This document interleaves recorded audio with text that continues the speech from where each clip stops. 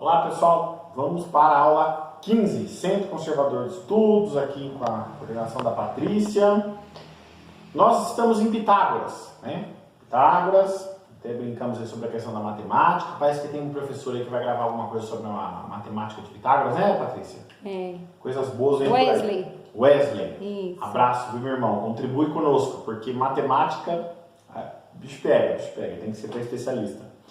Claro que aqui eu não tive a pretensão de apresentar a matemática de Pitágoras, mas a dimensão, vamos dizer assim, filosófica de Pitágoras, né?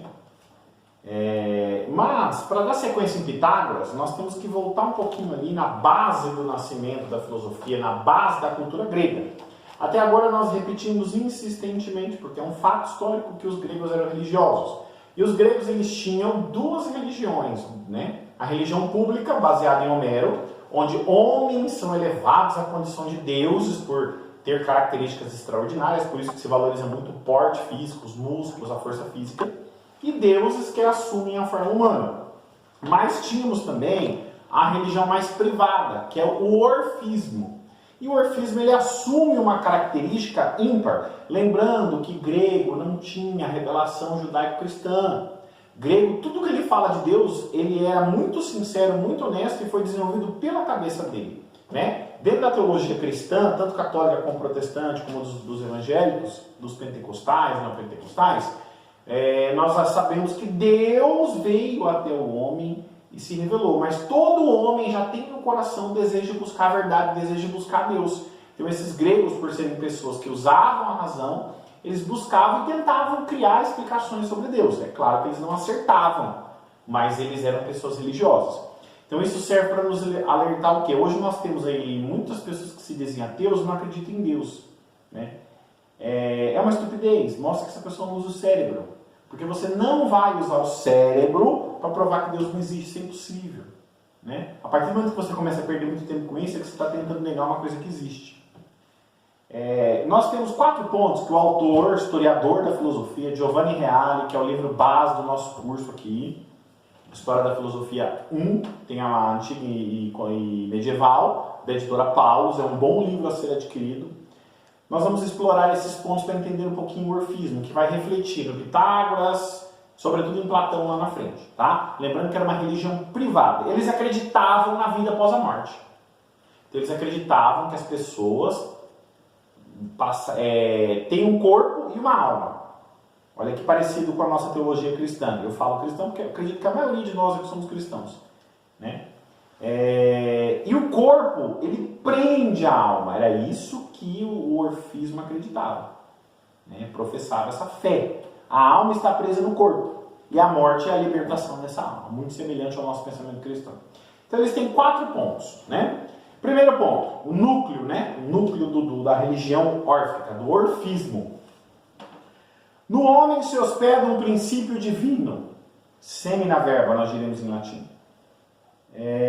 Um demônio, alma, lembrando que demônio aqui não tem o mesmo significado para nós cristãos, que é um anjo decaído. Demônio em grego significa alma, não tem nada a ver com o que nós entendemos hoje, tá? Um demônio, uma alma, que caiu em um corpo em virtude de uma culpa original. Então o orfismo dos pilares da fé órfica era uma alma caiu num corpo em virtude de um pecado original. Então o corpo era um castigo, era uma prisão para uma alma que cometeu um pecado.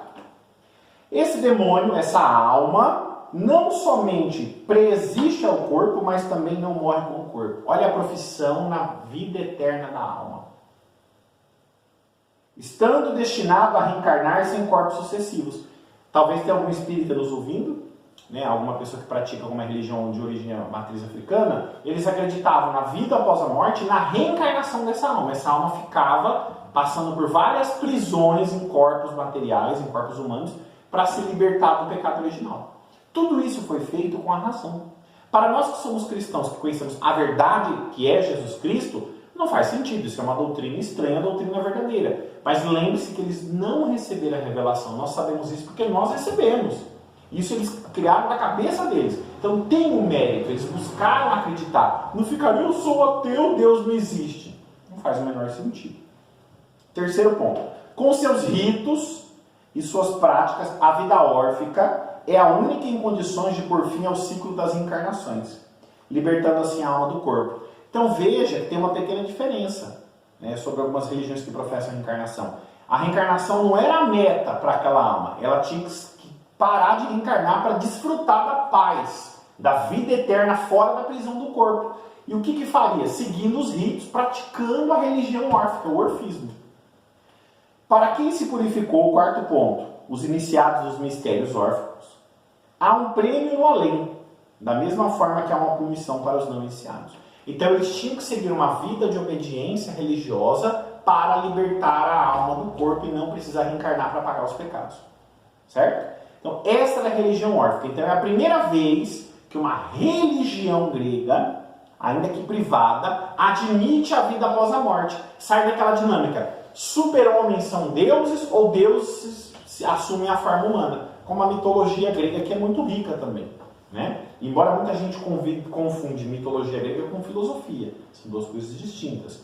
É a primeira vez que uma religião grega admite a vida após a morte, usando apenas a razão. Né? Então tem muitas pessoas que dizem usar a razão e negam a vida após a morte. Então já há mais de 2.600 anos, pessoas que usaram a razão falaram, olha, tem uma vida após a morte. Existe uma alma imortal. Então nós temos aqui um avanço, com o uso da razão o homem se aproxima cada vez mais de Deus. Né? Lá na frente, 600 anos depois disso aqui, muitos gregos que acreditavam nisso encontram a verdade, recebem o evangelho de Jesus Cristo e aí falam, não, nós erramos aqui, existe uma alma imortal, existe vida após a morte, mas não é a reencarnação, é a ressurreição. Aí nós temos a correção, que é Deus vem e fala, olha, parabéns, vocês foram até aqui, mas agora eu vou corrigir, a revelação é essa. Então, guardem esses princípios do orfismo que vai nos auxiliar na compreensão aí dos filósofos gregos. Grande abraço, até a aula 16.